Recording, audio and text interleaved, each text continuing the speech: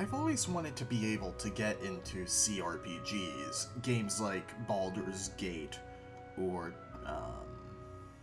Icewind Dale, Arcanum of... I forget the subtitle of that game. The original Fallouts. However, the age of the games lended towards them being difficult to get into for someone used to modern gaming. Pillars of Eternity, supposedly, is a good intro game to the subgenre of role-playing game. I really don't know much about the game, just that it's very good and that there's a basic base building mechanic.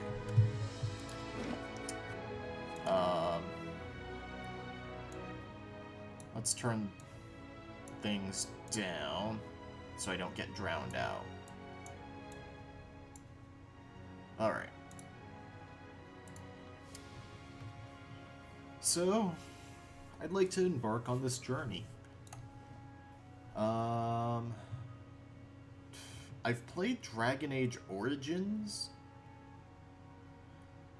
so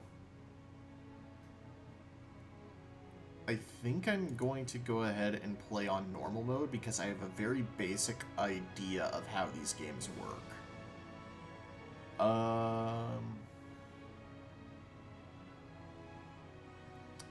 I don't want to turn on Expert mode or Iron Man mode. I just want to play through on normal.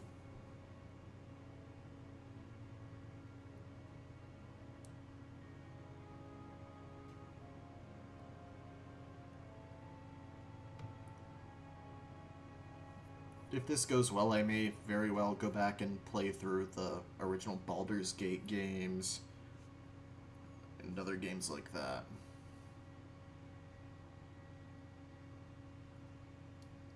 Oh, there's crafting in this game. Can I switch to Blindly for the path on a starless night. That was weird, it crashed. The master glancing ever upward to the skies for assurance that he is on the right course. A dim lantern is only protection against the encroaching darkness. But the skies bring no comfort, shining no light, betraying no hint of what they know. The caravan carries travelers bound for the frontier hamlet of Gilded Vale, you among them, where a local lord has offered land and wealth to settlers from abroad looking for a fresh start. You have taken suddenly ill, sweating and shivering, and one of the other travelers signals for the Caravan Master to stop on your behalf. He pulls up just in time to avoid plowing into the trunk of a fallen tree that bars the way ahead. You will go no further tonight.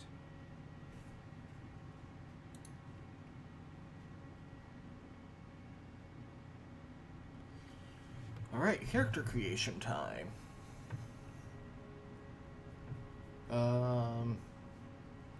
Sure, let's go for a female character. Let's see here. Humans are the most common race. +1 to resolve.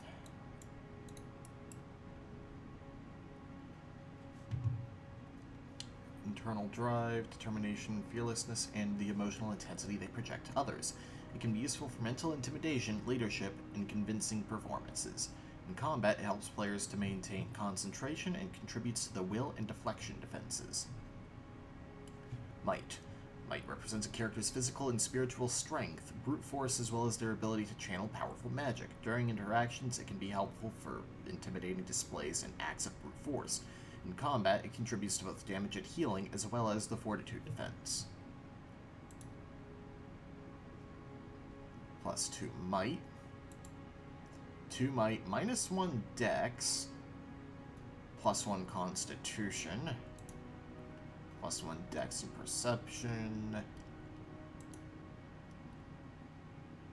+1 resolve, -1 might, but +2 perception.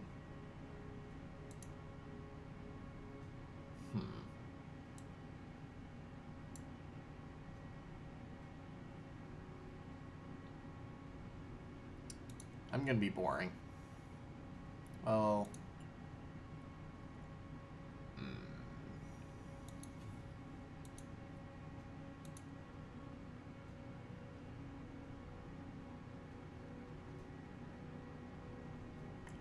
think that a human is actually, in Almama, Almala is actually going to be the best for me because I want to play a mage character. Additional weapon set. These are meant to be warriors, despite the fact that might is both. So let's just go human. Once per encounter, 5 seconds after being reduced below 50% endurance, you gain bonus to accuracy and damage.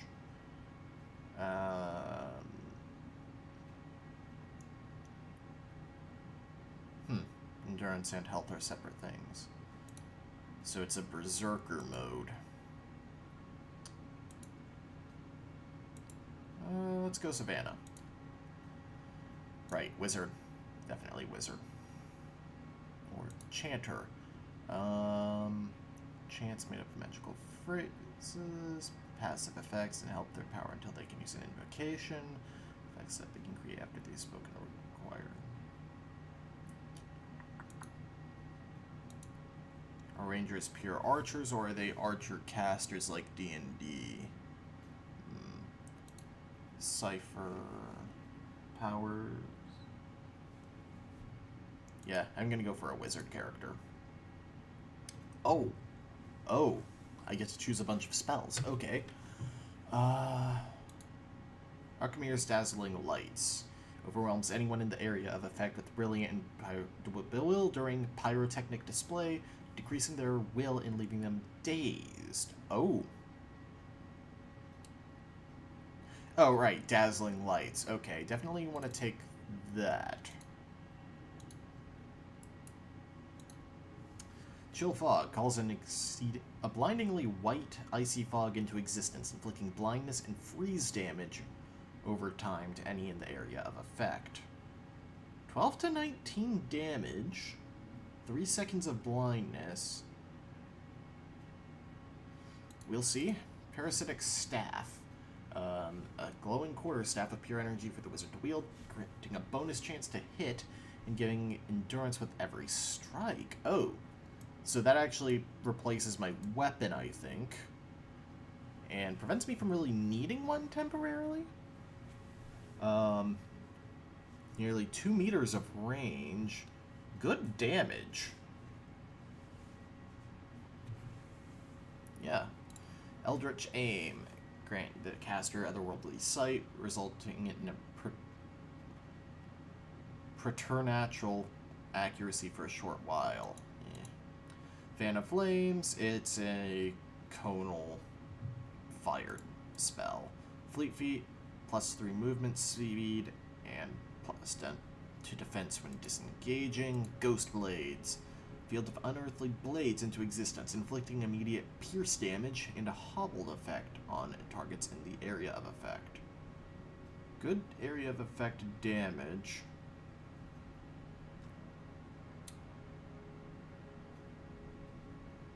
Interrupt chance. Hobbled. -2 dex. Move. Oh.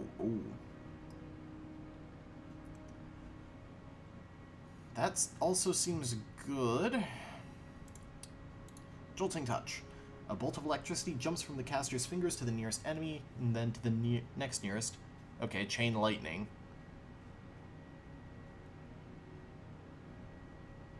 Jumps within 2 meters. Target and 2 jump targets. Sunless Grasp. So ice hands. Minor missiles. 3 spell missiles that batter the target, inflicting crush or corrode damage. Slicken. Coats the ground in a slick oil-like substance, inflicting knockdown on anyone in the area of effect. I already have CC in the form of Dazzling Lights. Spirit Shield. Surrounds the caster with a shield of spirit energy, increasing damage reduction and concentration. Thrust of Tattered Veils. Quick Strike of Crushing Force, dealing little damage but having a high chance to disrupt enemy casters. I already have an interruption spell, potentially. Yeah, I have. They're weaker, interrupts, and Wizard's double, plus 40 deflection until hit or critically hit. I think I'm gonna go with the magic missile. Right.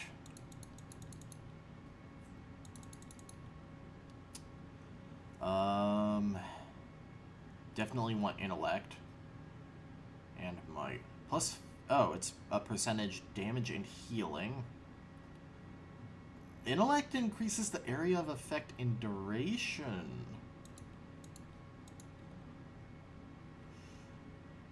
Yeah, let's just go straight up. I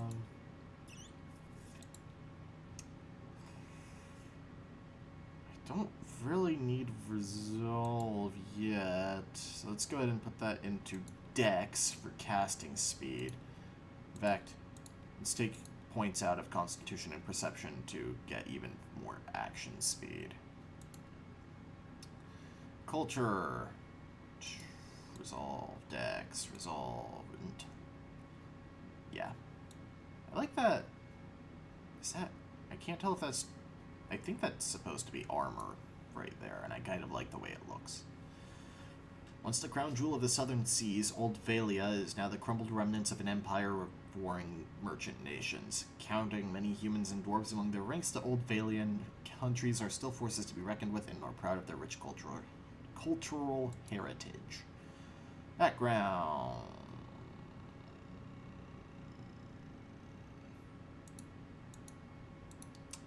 Right, these are for alternatives, the skills. Lore, knowledge, trivia, often of occult or esoteric topics outside of conversations and scripted interactions. It's used to activate scrolls. Artist, also +2 lore. Dissident, stealth and lore. Stealth allows characters of any class to attempt to avoid being seen or heard. It is used automatically whenever the character is in scouting mode. The higher the character's skill, the closer they can get to enemies before being detected. Colonist, +2 to survival. 6 ranks grant bonuses. Rank 1 is damage reduction. Rank 2, bonus healing received. 3 is movement. 4 is accuracy bonus versus creature type. 5 is increased consumable duration. 6 is bonus damage versus flanked enemies. And then they go up again in that order. Alright, mechanics. Traps and locks, okay.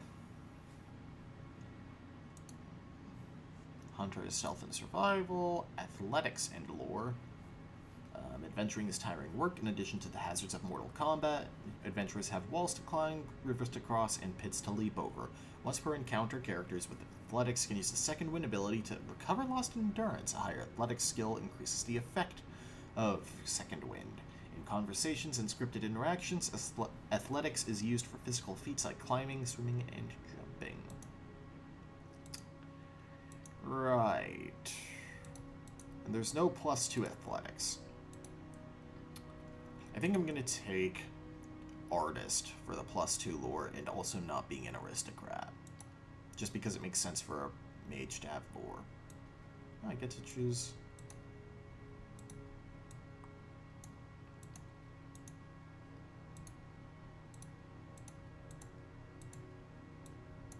I like white hair. Oh god, that is a lot of portraits.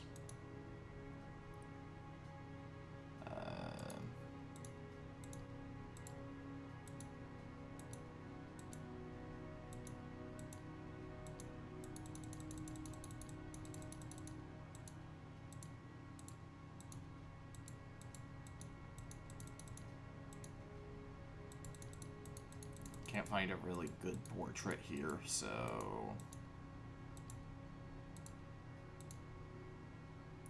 what it is.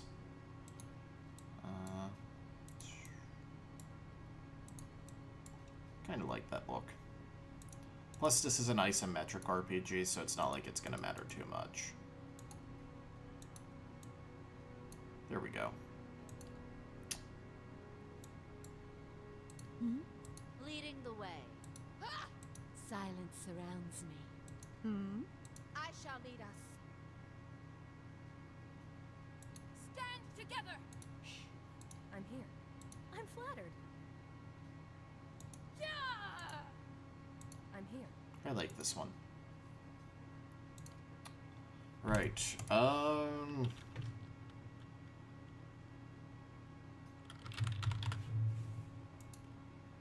Hannah, I guess. I really do make names up on the fly. What? Oh, this is where we camped. Okay.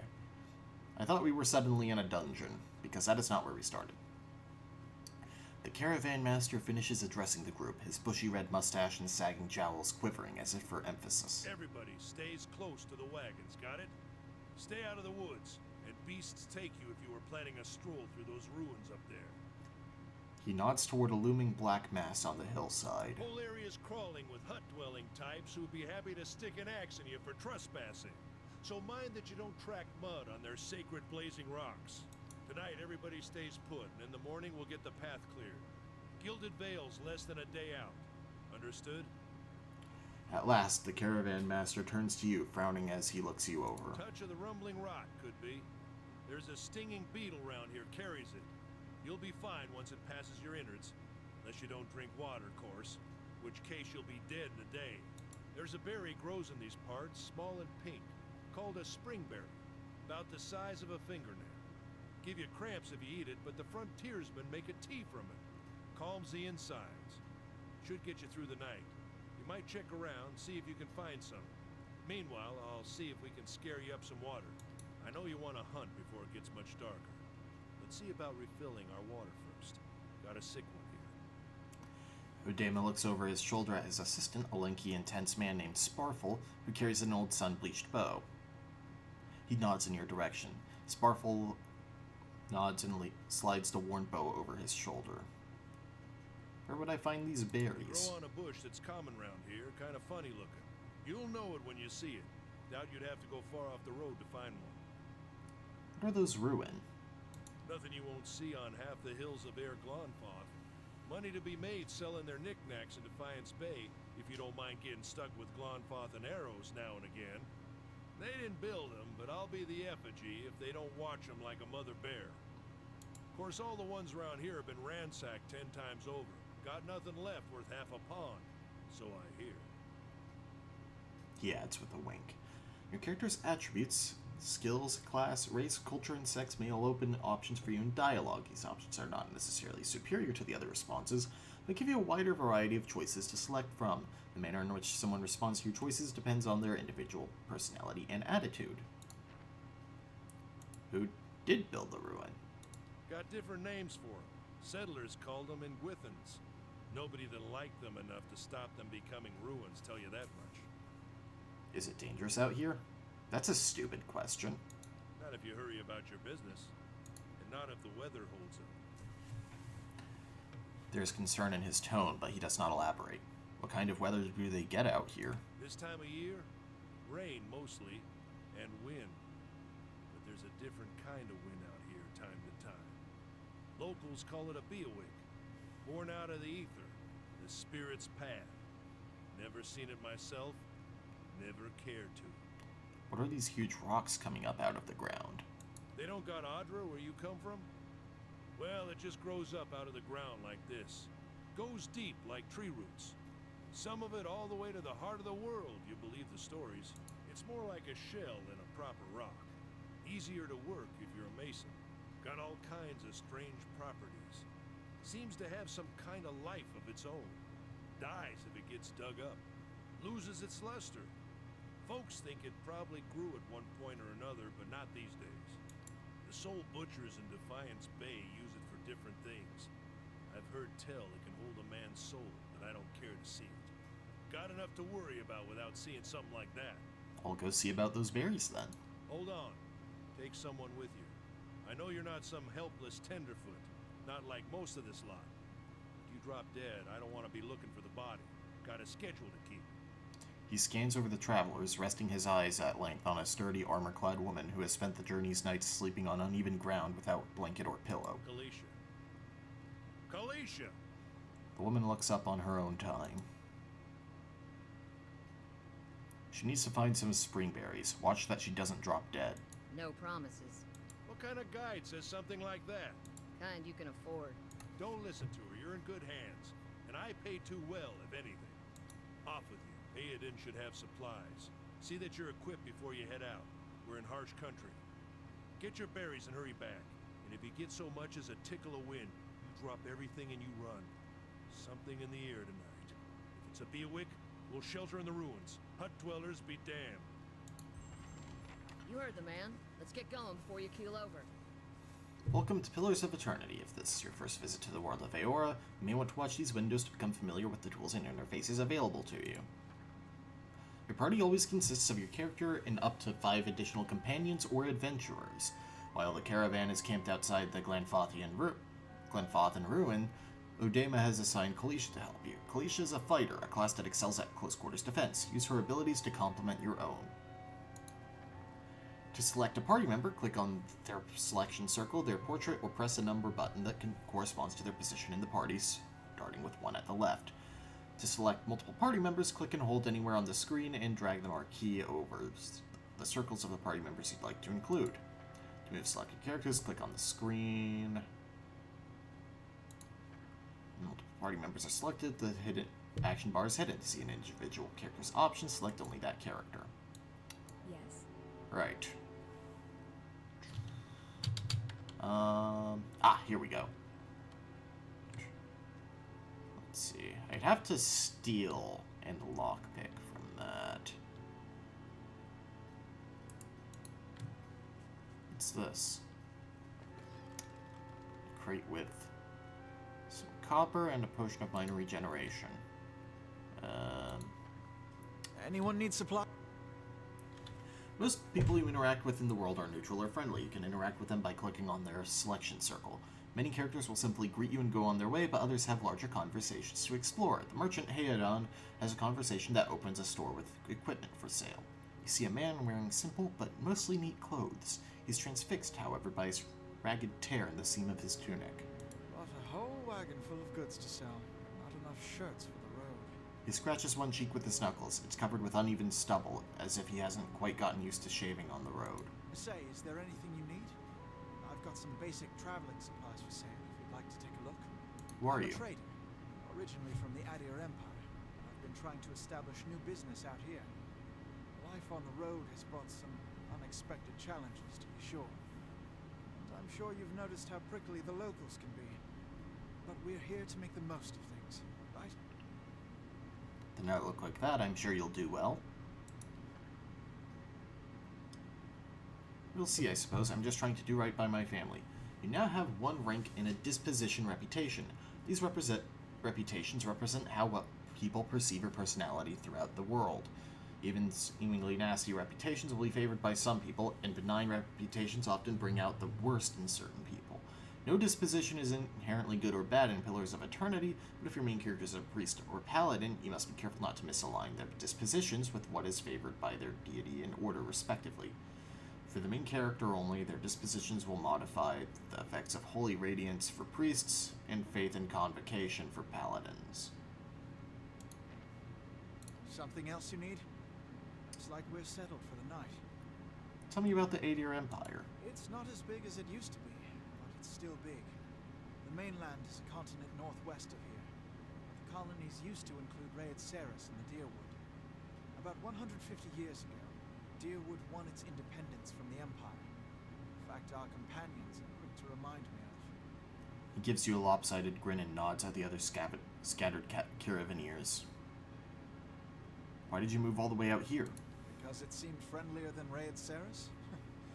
My brothers took over the family mercantile business a few years ago, and there wasn't enough for me to do back home. I moved out to try and expand. Deerwood is a former Adir colony, so it seemed like a good place to start. And as much as I admire the Reed Saren's work ethic, they've always struck me as a little fanatical. Sounds reasonable enough. Out here, I'm just taking it one day at a time. Let me see what you've got. Stores allow you to sell and trade your items for copper pieces or items in the store's inventory. Merchants buy items from you at a greatly reduced price. If you sell something, you may see it appear in the store's inventory with a much higher cost. Stores periodically refresh their inventories. Right. Before we do that, I should probably check if I have anything on me. I have a Grimoire, which is my spell book, I suppose. Wizards have the ability to learn a staggering number of spells, but they're always limited by the capacity of their grimoires. At any given time, a grimoire may only contain 4 spells of each level. Click on a spell in the right panel to remove it from the grimoire. Add spells to empty slots by clicking on the spell on the left panel. Alright. And I have a Scepter.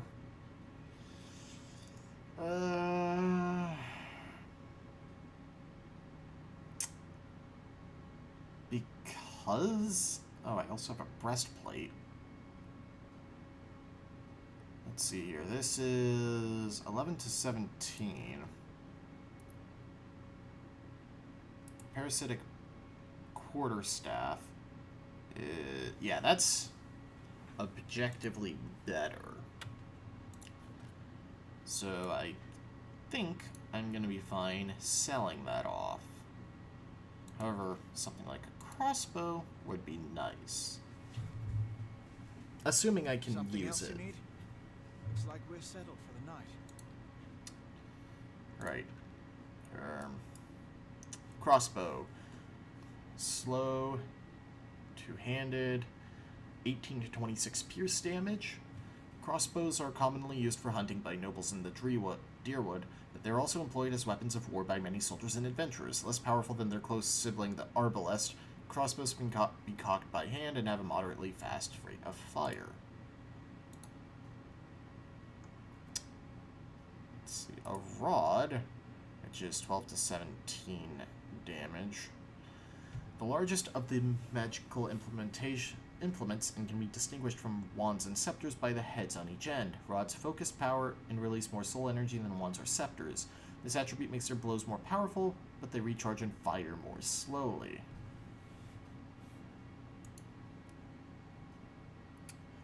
Brigantine armors I can't really afford.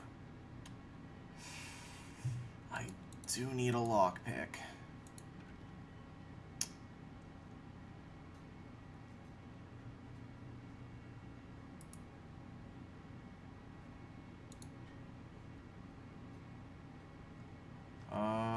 Do I take the crossbow?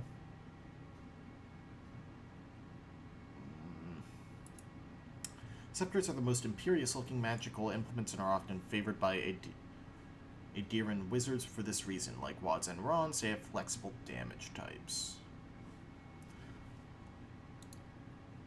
What? Oh.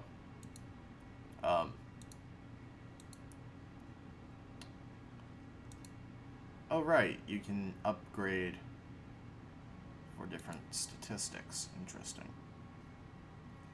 I think I'm going to take the rod. At least.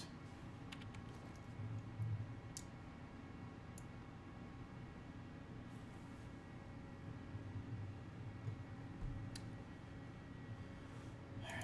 I have nothing in my stash. What's under crafting? So I can craft foods that grant buffs and potions and even scrolls. Interesting.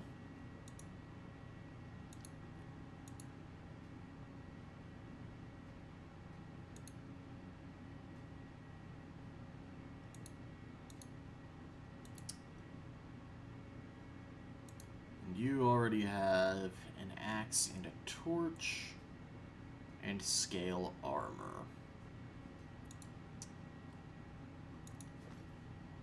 Alright, I have a lockpick now. Am I free to take this? Minor regeneration, bonus to endurance. I guess I am. Absolutely.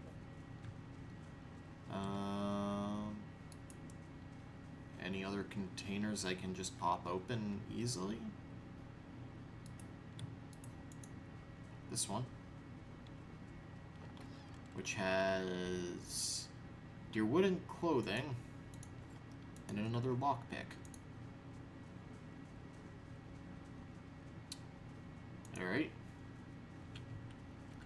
Let's go ahead and save. Name it get equipped. Exploration is key in Pillars of Eternity. As you make your way through the Eastern Reach, open the area map to see what parts of the map you've already been to and what's left to explore.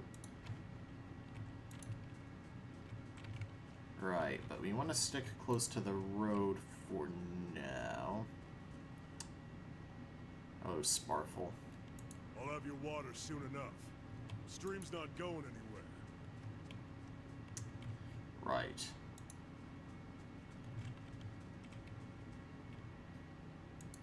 Let's check by those outcrops. Possible real-time combat system. Often more than one character is off. A good idea to pause the game, issue orders, and resume real-time to see the orders play out. Options also contains many choices for automatic pausing. Okay. You...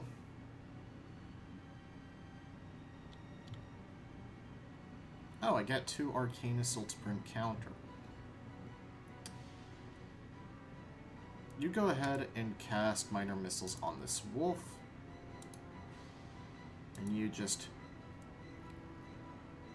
Oh, you can make... Oh, you can script your AI. Okay, that's good to know. Let's go ahead and knock it down. All characters in the game, friend and foe, have 4 primary defenses against attacks: Deflection, Fortitude, Reflex, and Will. These defenses are based on the character's attributes, level, items, and other effects. Accuracy is compared to the appropriate defenses when an attack is made. If accuracy is below the targeted defense, the attack suffers a penalty to the roll and is more likely to result in a miss. If it's above, it's more likely to result in a crit.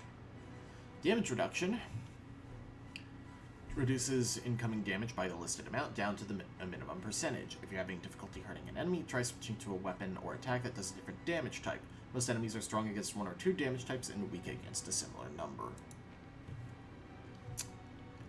Let's see. Damage the young wolf a fair bit with those spells. One of your characters has been engaged in melee. When characters are engaged, they immediately stop moving. If they move again, they'll provoke a disengagement attack from the enemies engaging them. Your characters will also automatically engage enemies when they initiate attacks with them against melee weapons.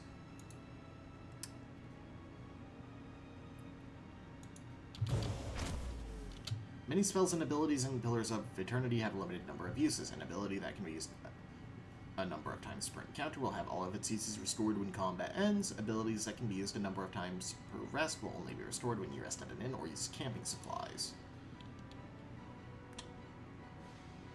I didn't think to check. Right, these don't seem to have a cooldown like that. So let's go for an Arcane Assault next. And you attempt to knock it down. That's on me. Alright, awesome. What do we get? Wolfhide. Value 5 copper pieces. The wolves of the Deerwood are a large and crafty breed, bereft of the species' usual shyness, and they present a serious hazard to travelers who venture off the beaten path. Hunters who seek them out will not usually contend with a single wolf, for they travel in packs of varying size, presenting a challenge to any lone hunter. Their furry hides are valued for the warmth they can provide, and the teeth of the strongest wolves make for impressive trophies. Let's send that to the stash.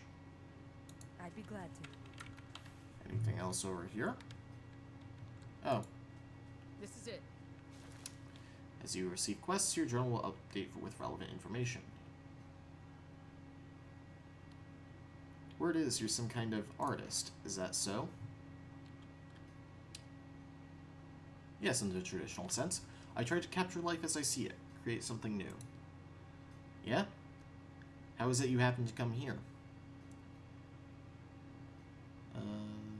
I no longer feel inspired. I don't know why, but somehow I've lost it. Some things just aren't in the stars, and there's no changing it. Makes you wonder if the gods like putting us in situations that can't be resolved, just to see what we'd do. Kaliesha breathes in her surroundings. Been a long time since I've been this way, but I always did like it. Lord Raedric's offer. Makes a girl think. I'll give him that. You here to settle like the rest of the lot? It's a hard offer to pass up. You won't find many offers like it in these parts, believe me. Got some big plan in store? Getting filthy rich. Ah, a woman after my own heart. May your luck be better than mine. Anyway, I'm wasting time here. Odema will give me an earful. Let's be on our way. Well, why are you here? Kaliesha sighs unevenly. Her eyes search the ground at her feet. My sister moved out here some time back. She sent me a letter. She seemed worried, but that's how she always is. This time, though, she asked me to come out, and that's got me a little worried. I haven't seen her in ages. Been doing guide work in Ixa Middle. But I'll do anything for her. She's a much better woman than me, so I'm here and we'll see. Odema I've worked with before. He doesn't usually drive a route this way, but he's doing it for me. Can you tell me about yourself? I've got simple needs. I like open skies and far horizons. I find work that lets me live that way. My family wanders too. We started in Deerwood, but my parents ended up in the Living Lands. I've got a brother in Rauatai and another in Aedir. My sister in Gilded Vale. She's the only real home buddy. What can you tell me about Deerwood? I'm not much for history, but from what I know, it used to be part of the Aedir Empire. Broke off after a year some years back. The locals here are feisty, and that's how they like it. I've been out of touch, but I've been hearing weird kinds of things about it lately. People having trouble giving birth, I guess. A lot of them. Been going on for years now, but somehow it's getting worse. With an uneasy tremor in her voice, she adds, I'll have to ask my sister more about it. Alright, let's head back to the camp. You know, I wouldn't hold my breath that Farfel's getting you any... Sorry about that. He does what he likes when he feels like it. We should check up on him first, slap him around a little. Streams just end that way. Come on, let's get your water.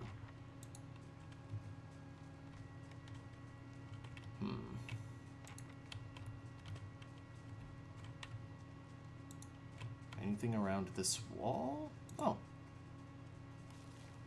Burned Lady. Added to the stash. And 170 experience?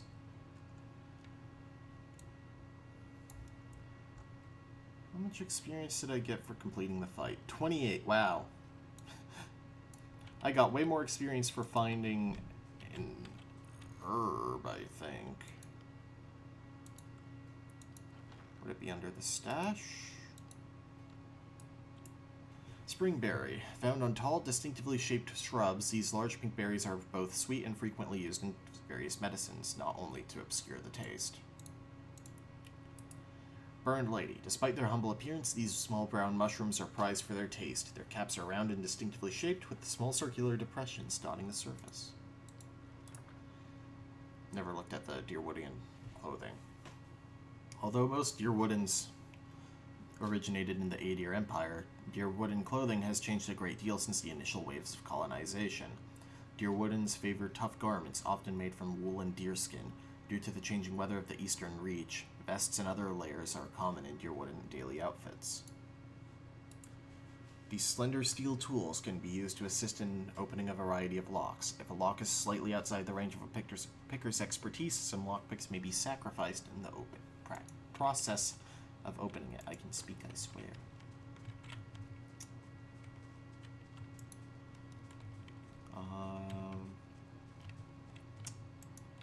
I'm guessing the stream is this way.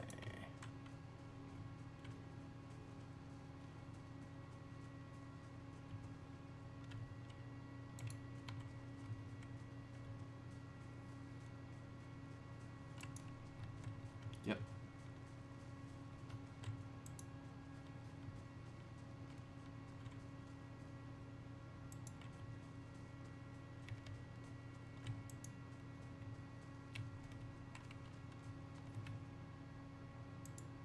A deer?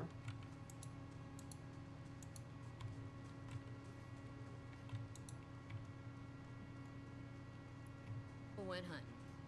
At least you left the water skins. Come on. You crouch at the riverbank and dip your water skin into the cool water while Kaliesha waits nearby, keeping watch. As you rise, you notice her look up sharply towards the tree line. Out of the trees emerges Farfel, one of the guys, barely discernible in the dim moonlight. He no longer carries his bow, and there's a strangeness to his gait, his stride wobbly as he moves toward you with labored breath. Sparfel, are you all right? Sparfel's toe catches on a rock and he collapses forward in a heap, the feathered shaft of an arrow planted between his shoulders like an enemy flag.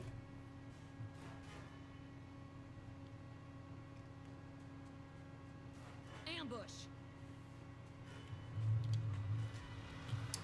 Alright. You go take care of the hunter and you move out of the way.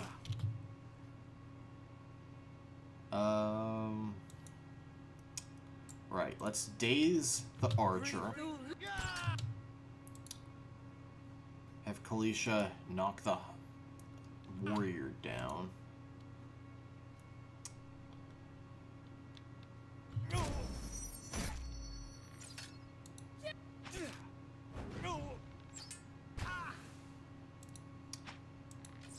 Let's go ahead and use that and have you go after the archer now. I'm here. Oh, I have no level 1 spell casts left.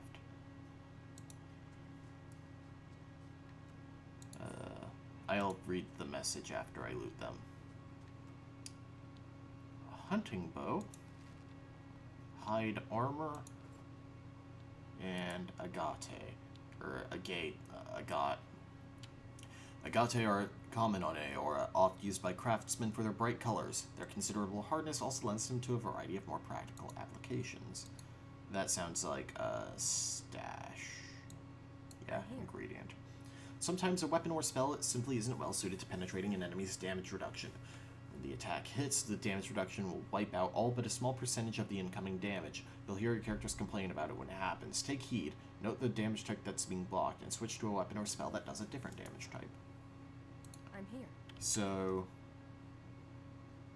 I might put that in the stash, but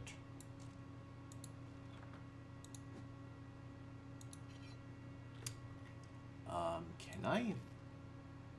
Oh, I can equip the bow. Okay, so now I have slashing and piercing, and oh, that's just piercing.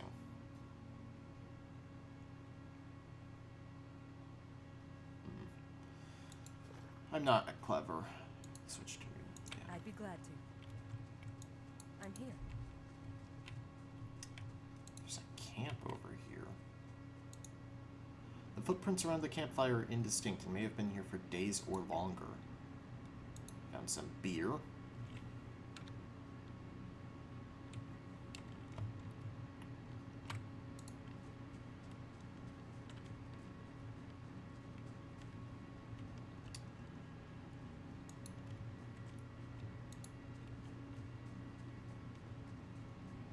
Oh. Rip. And then everyone died. Same party, basically.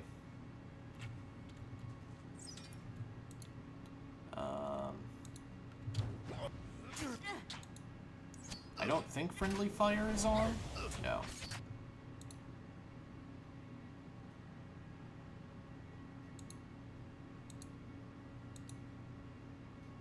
Knock the one with less health down.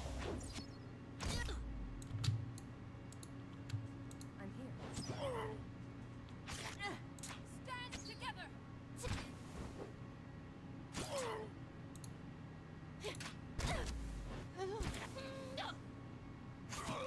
I'm here. I'm here. Right, I'm gonna need to do some AI scripting at some point. 2 hatchets, 2 medium shields, 2 sets of hide armor. You know what? I am going to take a hatchet and shield since the bow is not as good of an idea as I thought. Rest can go into the... Yeah, the rest can go into the stash. Just be able to defend myself at close range. Yes. Another bow, hide armor, coins. At once.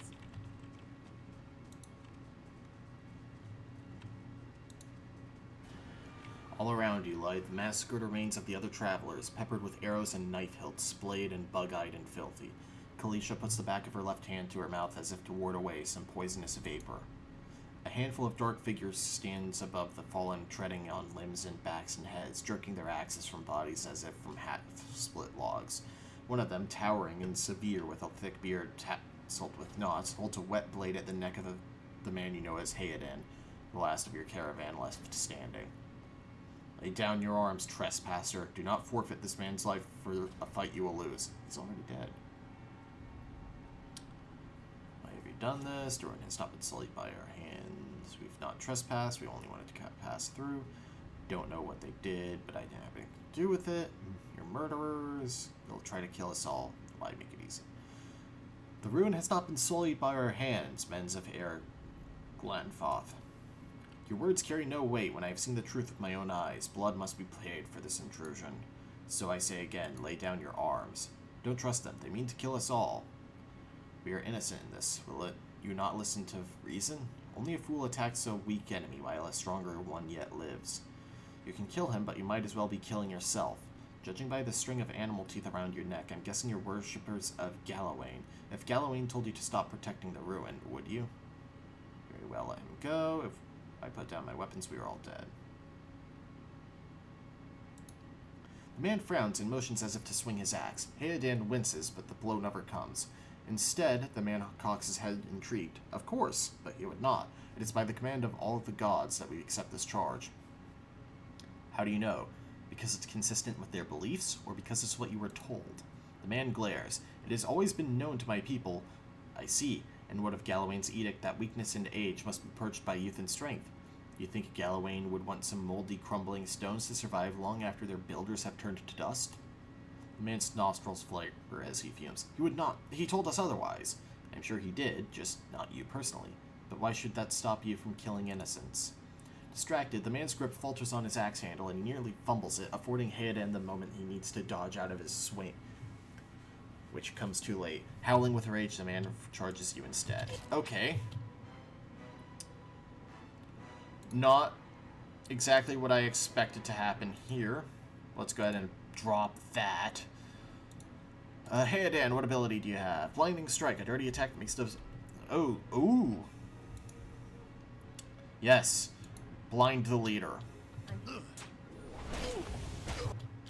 You scored a crit. A crit is a better result than a hit, and they are more likely to occur when the attacker's accuracy is higher than the target's defense.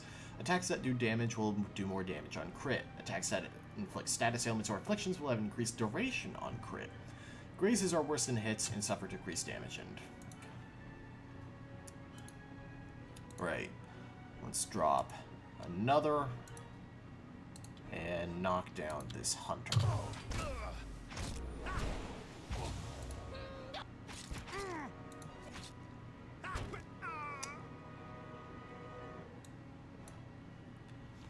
Your enemy lies supine on the ground, unable to rise. His companions now silent among the other dead.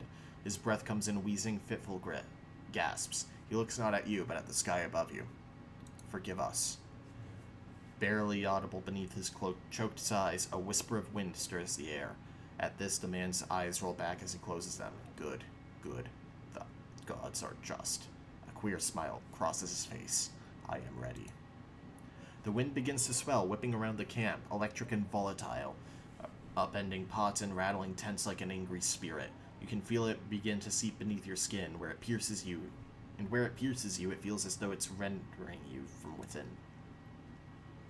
Seated against a wagon wheel amidst the howling maelstrom, slashed across chest and bowel, Odama's body stirs, and with great effort he raises his sagging head, his eyes barely open. He looks directly at you. Get inside! Run!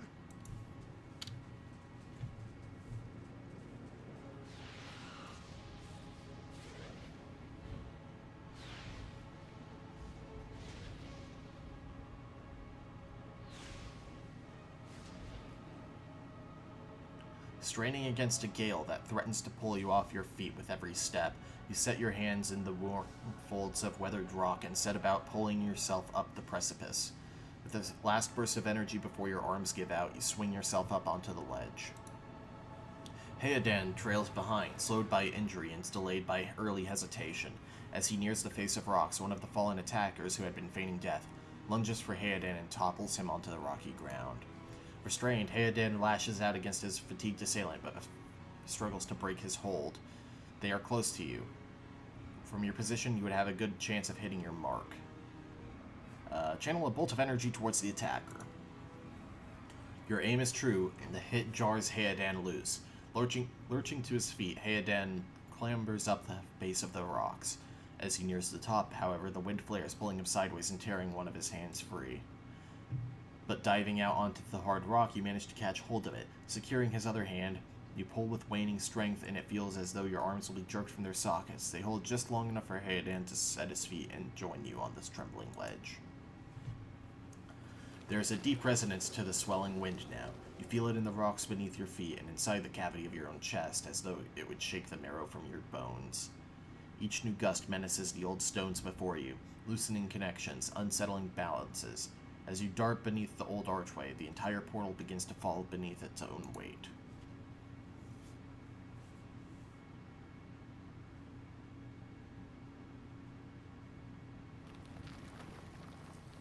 New map discovered, Salant Lee. Biawac. Had to be. Then we're lucky to be alive. We're the only ones. There could be another collapse. We're not getting out that way anyway. Let's get further inside. Right. Quest completed.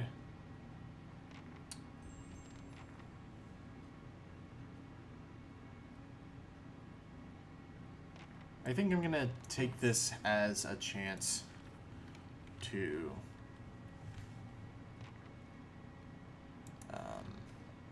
end off.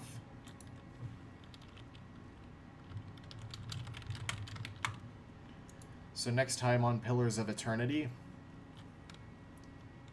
hopefully we can get our way through